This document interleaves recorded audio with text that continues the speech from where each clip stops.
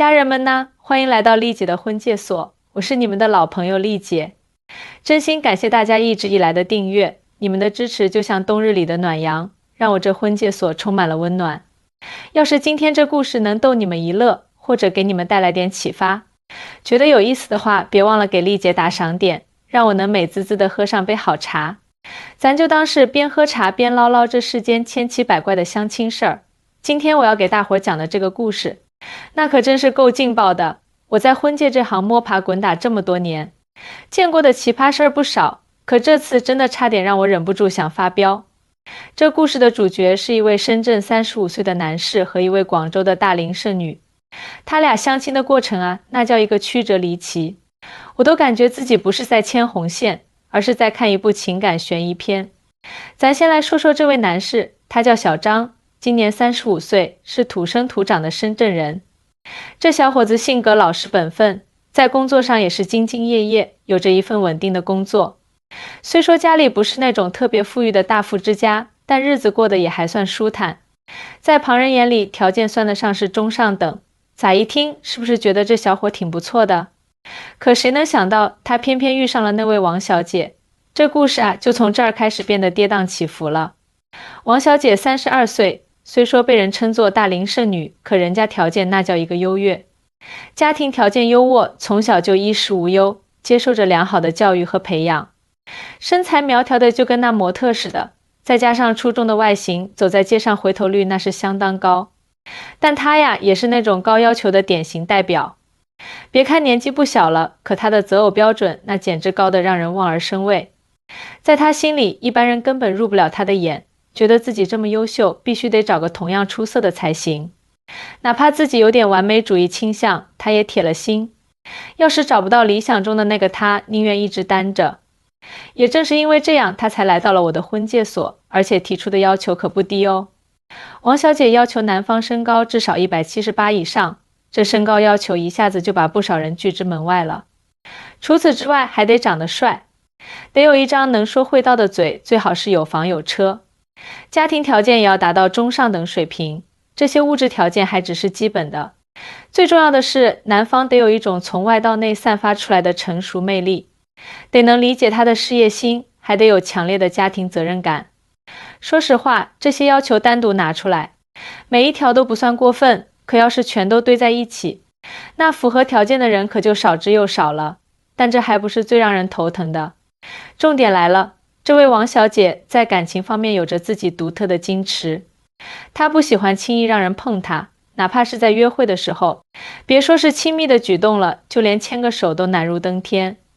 前前后后和小张约会了5次，每次小张都眼巴巴地盼着能牵牵她的手，增进一下彼此的感情。可王小姐就跟防贼似的，每次都巧妙地避开。朋友们，你们可以想象一下，小张前几次约会的时候，心里该有多期待。每次精心打扮，早早地到约会地点等着，满心欢喜地想着这次说不定能有个小进展，能和王小姐小手一牵，那感觉肯定美极了。可现实却总是那么残酷。约会过程中，王小姐总是和他聊些无关痛痒的话题，一会儿说说最近流行的电视剧，一会儿又讲讲同事之间的趣事，时不时的还拿出手机看看，要么就是跟朋友视频聊天，仿佛小张只是个陪衬。每次见面，王小姐外表看上去那叫一个风情万种，可内心却像是筑起了一道厚厚的城墙，充满了戒备。每到她心里认定的最后一刻，绝对不让小张触碰她的任何界限。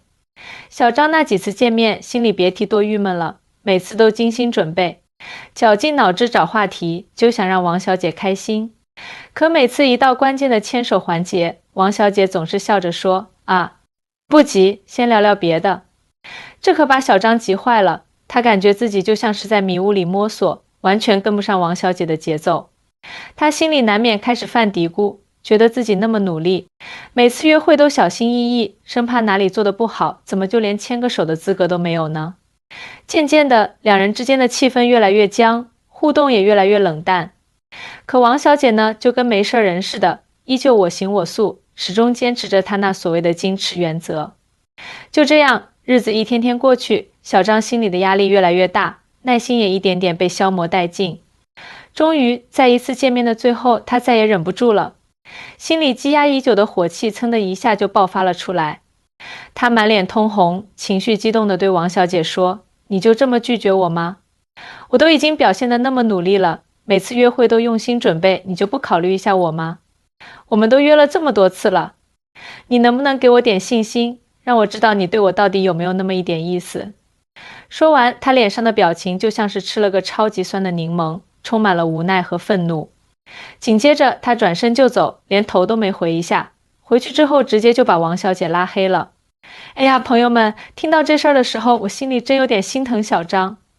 这小伙子也不容易啊，5次见面，每次都得花心思去准备，得想着怎么哄王小姐开心，得找各种话题聊，就盼着能和王小姐有进一步的发展。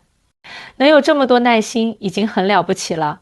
可感情这事儿，一个巴掌拍不响啊。回过头来想想，王小姐其实也有她的无奈和苦衷。她心里可能一直在想，你怎么知道我有多难呢？我要找的是能共度一生的人，怎么能轻易牵手呢？她的态度其实也不难理解。在她眼里，婚姻可不是一件小事，那是关乎自己一生幸福的大事。她不想为了一个不靠谱的男人轻易做出决定，她怕的是那些见面聊得火热，可一旦牵了手，就意味着接下来可能要面临一系列的事情，说不定还会带来不必要的麻烦，所以她总是保持着那副高冷的态度，就是想让男方明白，你对我动心，不代表我对你就有感情，我得好好考察考察才行。这不，小张拉黑她之后，王小姐瞬间就慌了神，她立马给我打电话，电话那头她的声音里满是焦虑和慌张。丽姐，怎么办啊？我真没想到他会拉黑我，我一直以为我们之间可以保持朋友关系，就算做不成恋人，也能当个普通朋友。没想到他就这么生气了，我是不是做错了什么？我现在觉得自己好像错过了一个不错的男生。我听着他那着急的声音，心里也跟着着急起来，差点就脱口而出：“我都替你着急了，咋就这么高要求呢？再不放低一点，好男人可都要被你错过了。”但我也不能一味地责怪王小姐，毕竟她的要求也不是完全没有道理。以她这样的年纪和家庭背景，确实有理由更加挑剔和慎重。她一直觉得自己这么优秀，理应配得上最好的，可她忽略了一点，那就是在感情方面，她的高标准也许不完全符合别人的心情和节奏，每个人对待感情的方式都不一样。她觉得自己的谨慎是对的，可在小张看来，可能就觉得他太冷漠，太不近人情了。出了这事儿之后，我就想着一定要帮帮汪小姐，让她能明白感情的真谛。于是我和她进行了一次又一次的沟通，我苦口婆心地给她分析，告诉她感情这事儿啊，就像开车，不能老是急刹车。人与人之间的牵手其实就是情感的一个过渡阶段，不能把它当成是对未来一切的承诺。相亲的目的是为了更好地了解对方，看看彼此合不合适，而不是把自己限制在某种仪式当中。在我看来，感情的发展应该是循序渐进的，得顺其自然。不是说约了5次会，别人就必须得完全明白你的心思，完全按照你的节奏来。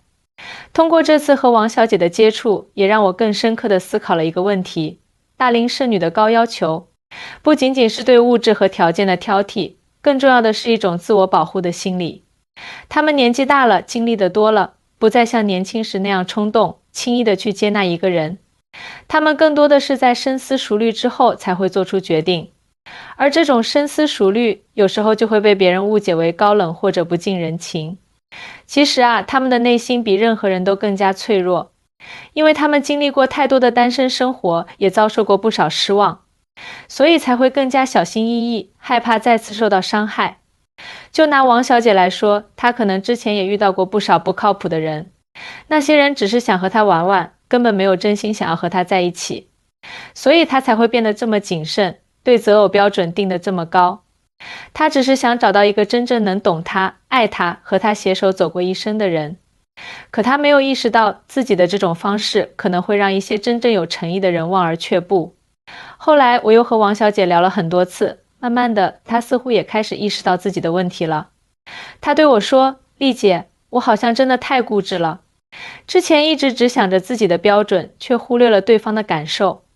我现在有点后悔了，要是能再给我一次机会，我一定会改变自己的态度。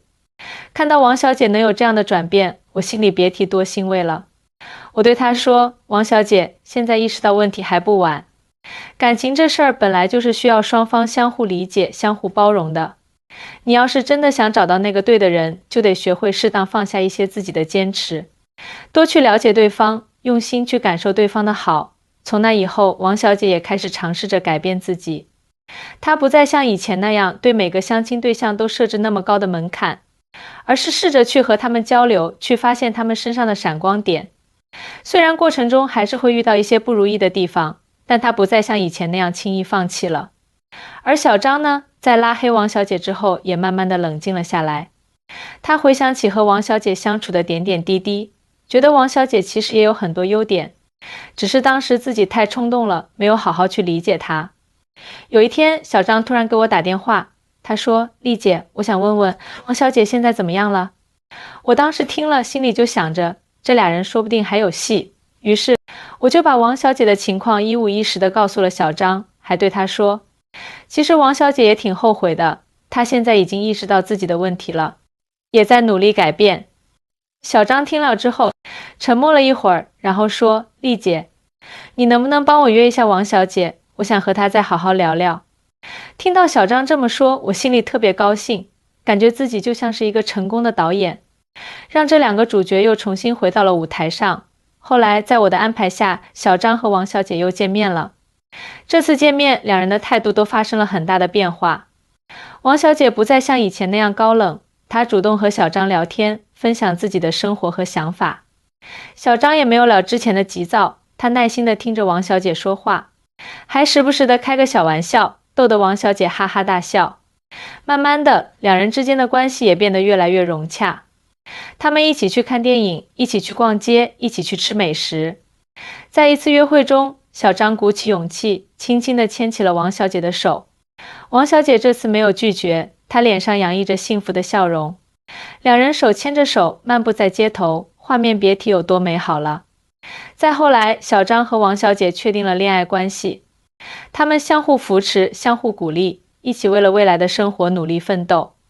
看着他们幸福的样子，我心里也特别有成就感，觉得自己做红娘这么多年，最开心的事情莫过于看到自己牵线搭桥的两个人能走到一起，收获属于他们的幸福。家人们，这就是今天我要给你们讲的故事。从这个故事里，咱们也能看出来，感情这事儿真的需要双方用心去经营，相互理解，相互包容。不能只想着自己的标准和要求，也要多站在对方的角度去考虑问题。希望这个故事能给你们带来一些启发。要是你们在感情方面也遇到了什么问题，或者有什么有趣的相亲故事，都可以来和丽姐分享分享。咱们下期再见啦，别忘了点赞打赏哦。丽姐等着和你们一起唠唠更多的情感故事呢。